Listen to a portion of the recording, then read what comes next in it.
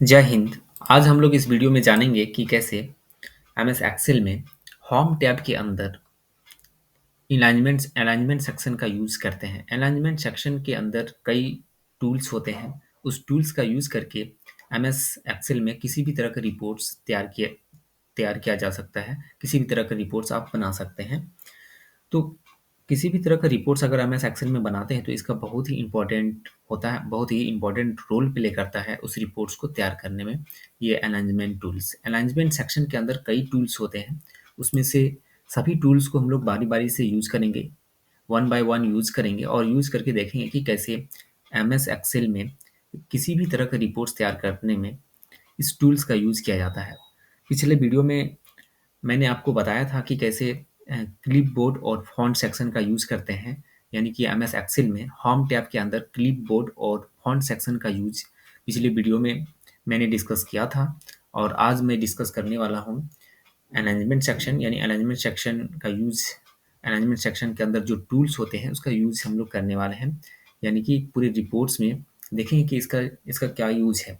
किसी भी तरह का रिपोर्ट्स तैयार करने में अलाइनमेंट सेक्शन का बहुत ही इम्पोर्टेंट रोल है। अगर हम लोग देखें यहाँ पर तो एक सिंपल सा रिपोर्ट यहाँ पर बना हुआ है। इस रिपोर्ट्स में एक सिंपल सा एक रिपोर्ट्स है और इस रिपोर्ट्स में कैसे यूज़ करते हैं अलाइनमेंट सेक्शन का, तो वो हम लोग करते हैं, वो हम लोग देखेंगे अभी। तो सिंपली एक इस तरह का एक रिपोर्ट्स तैयार कर लेना है। उसके बाद हम यहाँ पर जो भी फॉर्मेट किए हैं इसको इसको हटा देते हैं, इसको क्लियर कर देते हैं, फॉर्मेट को डिलीट कर देते हैं, यानी कुछ इस तरह से। तो सिंपल यहाँ पर एक डाटा को एंट्री किया हुआ है, इस रिपोर्ट्स का डाटा जो है वो एंट्री किया हुआ है। अब हम क्या करेंगे कि इसमें जो डाटा है, यहाँ से जो हेडिंग था वो हेडिंग तो हेडिंग के जैसे नहीं दिख रहा है, तो इसका मतलब हेडिंग जैसा दिखना चाहिए। और नीचे जो इंटर किया हुआ डाटा है एक सिंपल टेक्स्ट में, यहाँ पर समझ में नहीं आ रहा कि कौन सा हेडिंग है और कौन सा डाटा कैसे क्या है, वो समझ में नहीं आ रहा है। तो सिंपली हम लोग जो फर्स्ट वाला जो हेडिंग है उसको सिलेक्ट करते हैं और सिलेक्ट करने के बाद बोल्ड कर देते हैं। बोल्ड करने के बाद भी आप देखेंगे कि ये जो हेडिंग है, हेडिंग नीचे सटा हुआ है, यानी सेल के अंदर ये साइड में सटा हुआ है, इस तरह से कुछ सटा हुआ है। तो फिर से हम लोग यहाँ पर सिलेक्ट करते हैं और सिलेक्ट करने के बाद अलाइनमेंट सेक्शन में जाएंगे। अलाइनमेंट सेक्शन के अंदर आप देखेंगे यहाँ पर तो कुछ इस तरह से यहाँ पर जो टेक्स्ट है उसको हम लोग अलाइन कर सकते हैं, यानी कि लेफ्ट राइट और सेंटर कर सकते हैं। यहाँ पर आप देख सकते हैं ये लेफ्ट के लिए है, ये सेंटर और ये राइट। यहाँ पर जैसे हम लोग सेंटर में क्लिक करेंगे तो सेंटर में क्लिक करने के बाद आप देख सकते हैं कि सेंटर हो गया है। सेंटर करने के बाद आप यहाँ पर जस्ट इसके ऊपर में आप मिडिल में करना चाहते हैं, सेल के मिडिल में करना चाहते हैं टेक्स्ट को, तो अब देखिए मिडिल में हो गया। तो कुछ इस तरह से ये हो जाता है, यानी अरेंजमेंट सेक्शन का यूज़ करके, यानी यहाँ पर कुछ इस तरह से कर सकते हैं। हम इसको सिलेक्ट कर लेते हैं और सिलेक्ट करने के बाद यहाँ पर पूरा सिलेक्ट कर लेते हैं, पूरा टेबल को सिलेक्ट कर लेते हैं और इसके बाद यहाँ पर हम एक ऑल बॉर्डर कर देते हैं, ऑल बॉर्डर, जिससे कि सारा बॉर्डर आ जाता है, एक टेबल की तरह प्रॉपर दिखाई पड़ता है। इसके बाद आप यहाँ पर देखेंगे कि कुछ इस तरह से जो नेम लिखा हुआ है, नेम जो टाइप किया हुआ है, तो कुछ इस तरह से सटा हुआ है, सेल के लाइनिंग में यहाँ पर सटा हुआ है कुछ इस तरह से। तो सिंपली पूरे टेबल को सिलेक्ट करेंगे और सिलेक्ट करने के बाद यहाँ पर जो सेंटर वाला जो ऑप्शन है, सेंटर में क्लिक करेंगे तो यहाँ पर देख सकते हैं कि ये जो टेक्स्ट है वो सेंटर हो जाता है। और फिर ये मिडिल में करना चाहें तो ये टेक्स्ट सेल के मिडिल में हो जाता है। तो कुछ इस तरह से इसका यूज है। अगर आप चाहें तो यहाँ पर देखेंगे कि ये टॉप अलाइंस करना चाहते हैं तो ये टॉप अलाइंस भी हो जाएगा। अगर आप यहाँ पर इसको सेलेक्ट करके यहाँ टॉप अलाइंस कीजिए तो देखिए टॉप में, मिडिल में ही टॉप में हो गया ये। इसके बाद यहाँ पर देखें तो मिडिल में हो गया। अगर आप यहाँ पर देखें तो ये बॉटम में नीचे हो जाता है, मिडिल में ही रहता है, यानी कि बॉटम में हो जाता है, कुछ नीचे हो जाता है, कुछ इस तरह से। तो इस तरह से यहाँ से यानी टेक्स्ट को हम लोग अलाइन कर सकते हैं।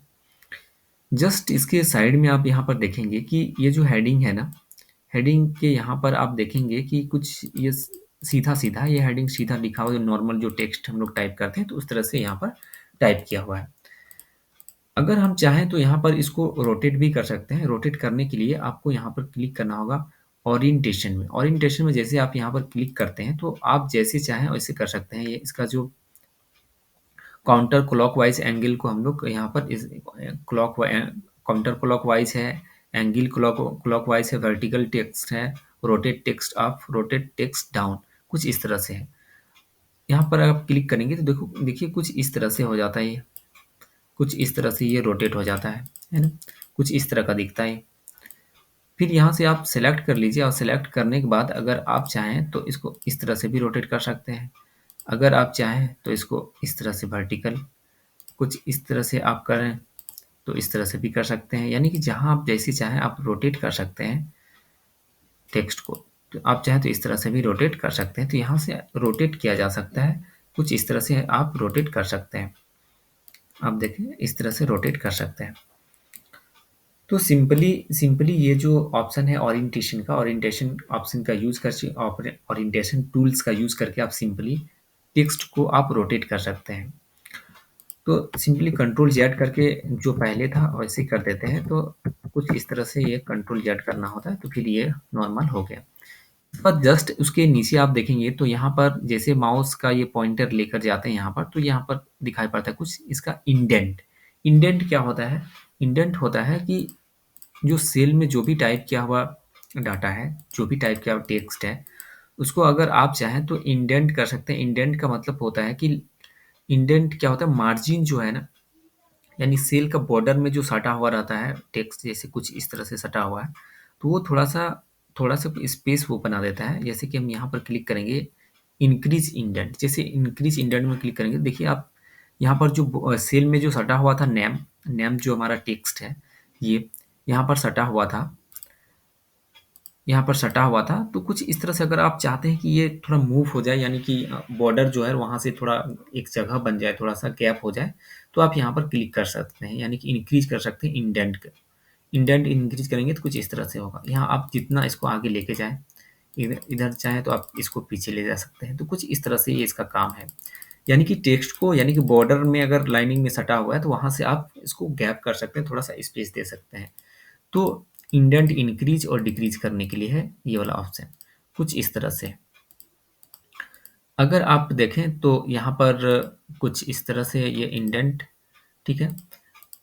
और अगर आप चाहें तो यहाँ पर नेक्स्ट जो ऑप्शन है यहाँ पर टेक्स्ट रैप। टेक्स्ट रैप क्या होता है कि अगर आप यहाँ पर टाइप कर रहे हैं कोई भी जैसे कि इसको हम लोग टाइप कर रहे हैं, जैसे ये है कॉर्ड्स, कॉर्ड्स और नेम के बीच आप देखेंगे तो ये कॉर्ड्स नहीं दिख रहा है, ये कुछ इस तरह से ये ढक गया। यानी कि अगर सेल छोटा है, अगर आप वहाँ पर टेक्स्ट को टाइप कर रहे हैं, जैसे हम यहाँ पर टाइप करते हैं एक, जैसे कि गवर्नमेंट यहाँ पर टाइप कर रहे हैं, जैसे गवर्नमेंट टाइप कर रहे हैं GOVERNMENT गवर्नमेंट।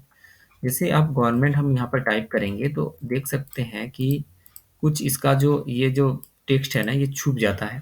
हम देखेंगे कि यहाँ पर जैसे कि यहाँ पर टाइप किया हुआ कॉर्ड्स भी या कुछ भी यहाँ पर जैसे टाइप करते हैं ना, फिर से टाइप करते हैं GOVERNMENT government school, government school.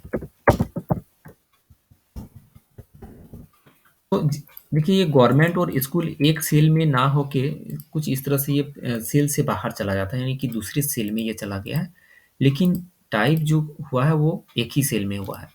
तो आप यहाँ पर क्लिक करेंगे और क्लिक करने के बाद सिर्फ रैप टेक्स्ट में एक बार क्लिक करना होगा। जैसे आप क्लिक करेंगे ना यहाँ पर तो आप देख सकते हैं तो ये सेल में, एक ही सेल में यहाँ पर आ जाता है, कुछ इस तरह से आ जाता है। आप इस तरह से इसको कर सकते हैं। तो आप समझ गए होंगे कि रैप टेक्स्ट का यूज़ क्या है। रैप टेक्स्ट का यूज़ है कि अगर आप सेल में कोई भी वर्ड या कोई भी सेंटेंस को आप लिख रहे हैं एक एक सेल में, और उस सेल से अगर बाहर चला जाता है तो आप एक ही सेल में कर सकते हैं। रैप टेक्स्ट की मदद से आप एक ही सेल में उस टेक्स्ट को कर सकते हैं। तो कुछ इस तरह से ये इसका काम होता है।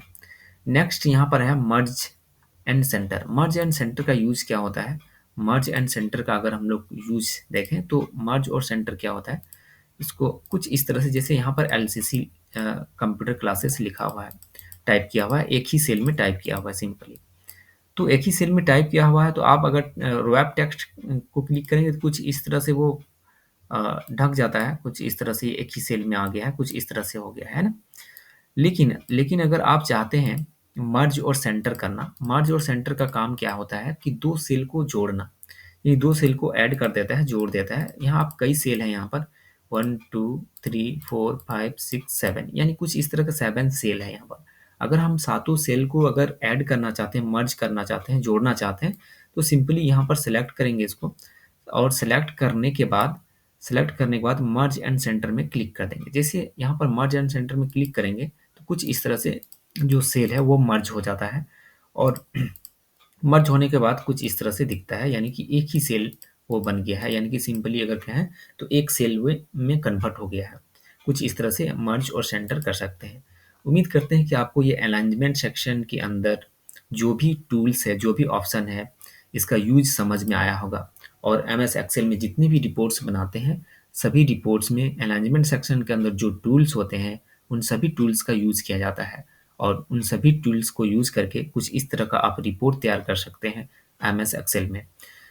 तो उम्मीद करते हैं कि ये वीडियो आपको अच्छा लगा होगा, और अगर वीडियो अच्छा लगा तो चैनल को सब्सक्राइब कर दीजिएगा, लाइक कर दीजिएगा, शेयर कर दीजिएगा। मिलते हैं हम लोग नेक्स्ट वीडियो में, तब तक के लिए बाय।